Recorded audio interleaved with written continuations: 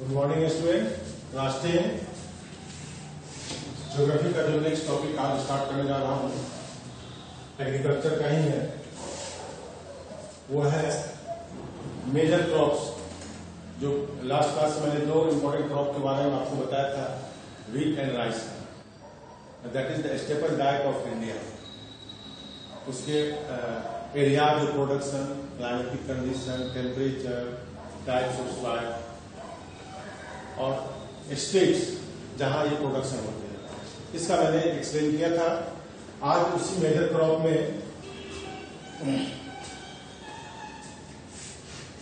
दूसरा है millets. Millets are the coarse grain. Coarse grain means मोटे अनाज होते हैं, इसको कहा जाता है कोर्स ग्रेन मीन्स मोटा अनाज। इसमें आते हैं मिलेट्स में आपको तीन है, ज्वार, बाजरा और रागी। मिलेट्स के ये 3 इंपॉर्टेंट ग्रेन है और इस सभी में हाई न्यूट्रिशन वैल्यू होता है। इस तीनों जो कोर्स ग्रेन है, jowar, bajra and ragi, having the high nutritional value. अब देखिए एक एक कर मैं बता रहा हूं। रागी आते हैं, रागी के इसके अंदर आयरन, कैल्शियम और रफेज इसमें अवेलेबल होते हैं। इसमें जो मिनरल अवेलेबल होते हैं उसमें देखिए क्या है, आयरन, कैल्शियम एंड रफेज। इसका production red and black soil में और सैंडी सॉइल में होता है। तो इससे आप red, black and sandy soil imagine कर सकते हैं। Maharashtra, Karnataka, some part of Rajasthan, इस सभी एरिया में इसका प्रोडक्शन होता है। और मेजर प्रोड्यूसिंग स्टेट जो आपका है रागी का, सबसे अधिक लार्जेस्ट प्रोड्यूसर स्टेट जहां सबसे अधिक प्रोडक्शन होता है वो आपका कर्नाटक है, इंडिया में। दूसरा जो है आपका मेजर क्रॉप में आपका जो मिलेट्स में है वो ज्वार। इंडिया में according to area and according to production of quantity of production, उसमें इंडिया में इसका 3rd पोजीशन।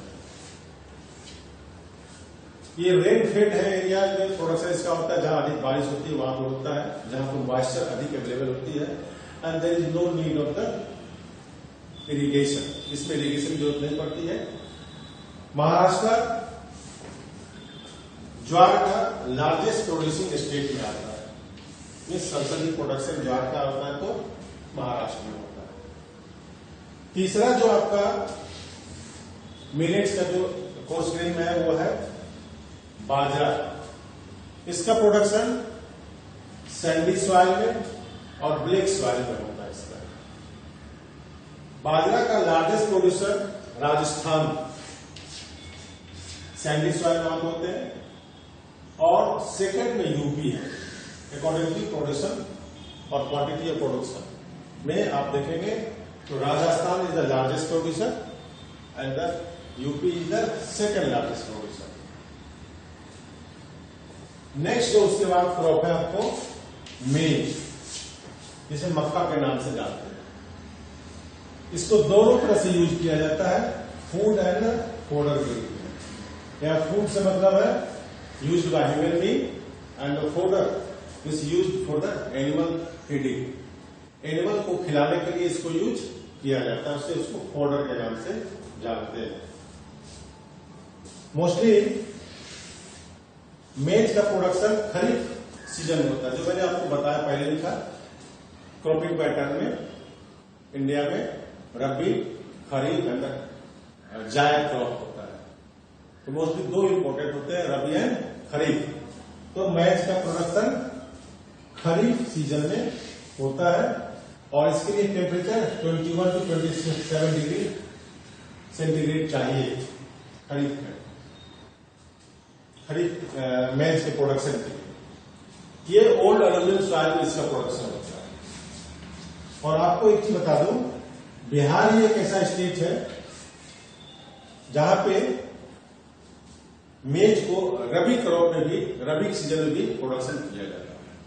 फिर से ध्यान देंगे, मेज का प्रोडक्शन नॉर्मली खरीफ क्रॉप में होता है ऑल ओवर इंडिया में, लेकिन बिहार एक एक्सेप्शन में है, यहाँ पे रबी के सीजन में भी मक्के का प्रोडक्शन होता है।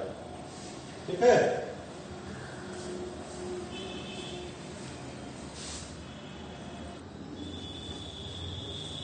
नेक्स्ट जो आपका मेजर क्रॉप में है वो पल्सेज है। पल्सेज जिसे आप दाल के नाम से जानते हैं। इंडिया इसका लार्जेस्ट प्रोड्यूसर दाल, क्योंकि इंडिया को वेजिटेरियन कंट्री में काउंट किया जाता है और वेजिटेरियन पीपल इंडिया के यूज पल्सेज। इंडिया एक लार्जेस्ट कंज्यूमर भी है पल्स का, जो मैंने बताया। बीइंग ए वेजिटेरियन कंट्री, दाल का मैक्सिमम यूज यहाँ होता है। So largest consumer of the pulses India is. Pulse जो सोर्सेज है प्रोटीन का फॉर द वेजिटेरियन डाइट, जो वेजिटेरियन पीपल है उनको प्रोटीन अगर सप्लाई चाहिए, उनको सप्लीमेंट चाहिए, तो वो दाल से उनको प्रोवाइड होता है, पल्सेज से प्रोवाइड होता है। पल्सेज में आपको इंपॉर्टेंट जो है वो देखिए, तूर जिसे आप अरहर के नाम से जानते हैं, उड़द, मूंग, मसूर एंड ग्राम। फिर से देख ले, तूर जिसे अरहर भी कहा जाता है, उड़द, मूंग, मसूर एंड ग्राम। पल्सेज के प्रोडक्शन के लिए लेस मॉइस्चर चाहिए, मीन्स अधिक पानी भी नहीं चाहिए और मॉइस्चर भी कम चाहिए इसके प्रोडक्शन के लिए। ये लेगुमिनस प्लांट काउंट होता है, इसे लेगुमिनस क्रॉप भी कहा जाता है, क्योंकि एक्सेप्ट तूर और अरहर, ऑल दीज प्लांट्स नाइट्रोजन के फिक्सेशन में एंगेज होते हैं। ये नाइट्रोजन को फिक्सेशन करते हैं। आप साइंस में इसको पढ़ते होंगे, नाइट्रोजन फिक्सेशन।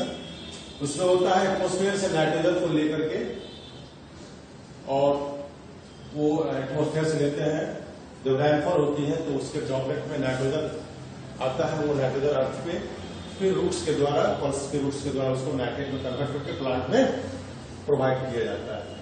तो इस तरह नाइट्रोजन का फिक्सेशन होता है, और ये पल्स और दाल के द्वारा, दाल के पौधे के द्वारा किया जाता है।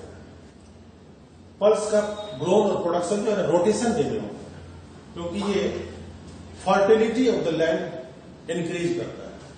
नाइट्रोजन का fixation means increase the fertility of the soil. तो सॉइल की फर्टिलिटी को बढ़ाता है, इसलिए फार्मर इसे रोटेशन वे में करते हैं। यहाँ रोटेशन से मतलब है कि एटलीस्ट वन टाइम, एक बार उस लैंड में पल्स का प्रोडक्शन वो करते हैं, ताकि नाइट्रोजन जो सॉइल से खत्म हो जाता है न्यूट्रिएंट्स के रूप में, वो फिर दोबारा उसमें आ जाता है, फुलफिल हो जाता है पल्स के प्रोडक्शन के। जो लार्जेस्ट प्रोड्यूसर कंट्रीज हमारे देश में पल्स के लिए है, Madhya Pradesh, UP and Maharashtra. These are the largest producing states of pulses in India. Okay,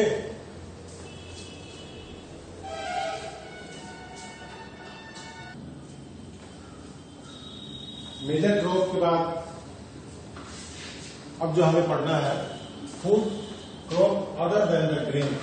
अनाज के बाद जो फूड क्रॉप है उसके बारे में पढ़ना है। ग्रेन के except grain other the food crop. उसमें देखिए आपका है शुगर कैन। ये ट्रॉपिकल एंड सब ट्रॉपिकल दोनों तरह के क्लाइमेट में इसका प्रोडक्शन होता है। इसको ट्रॉपिकल सब ट्रॉपिकल क्रॉप भी कहा जाता है। इसका प्रोडक्शन ट्रॉपिकल एंड सब ट्रॉपिकल एरिया में होता है। इसके प्रोडक्शन के लिए हॉट एंड ह्यूमिड क्लाइमेट चाहिए। This is the favourable climate for the production of sugar cane. Hot and humid climate, गर्म भी और मॉइस्चर वाला क्लाइमेट भी चाहिए।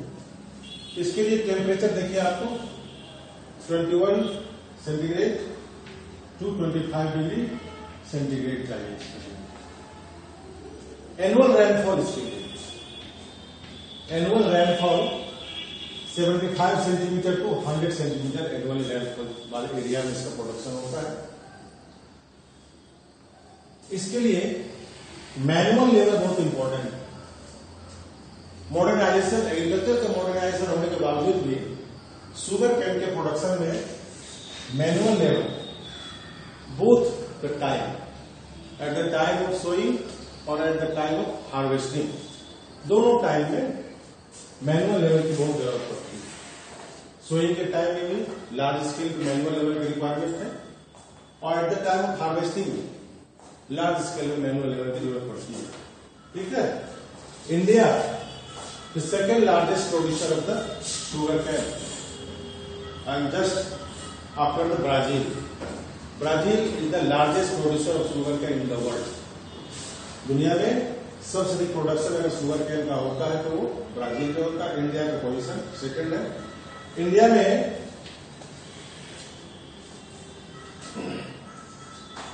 सबसे अधिक प्रोडक्शन यूपी में होता है, महाराष्ट्र में, कर्नाटका में, तमिलनाडु, बिहार, पंजाब और हरियाणा में भी इसका प्रोडक्शन होता है। आपके लिए क्वेश्चन है इसके बाद ही कि why most of the sugarcane industries, most of the sugar industries in recent days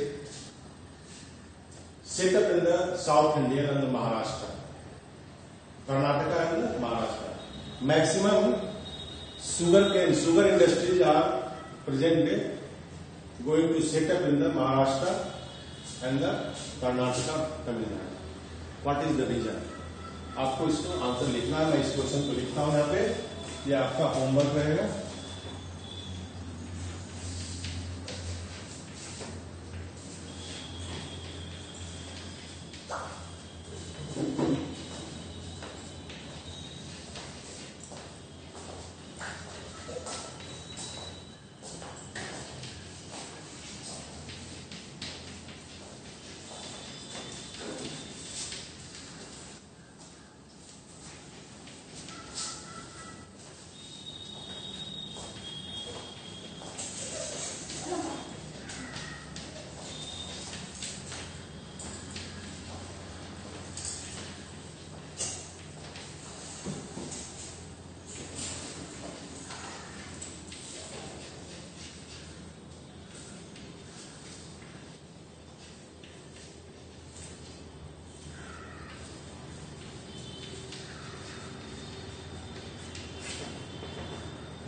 Why nowadays sugar industries are transferring to Maharashtra and Karnataka from the North India?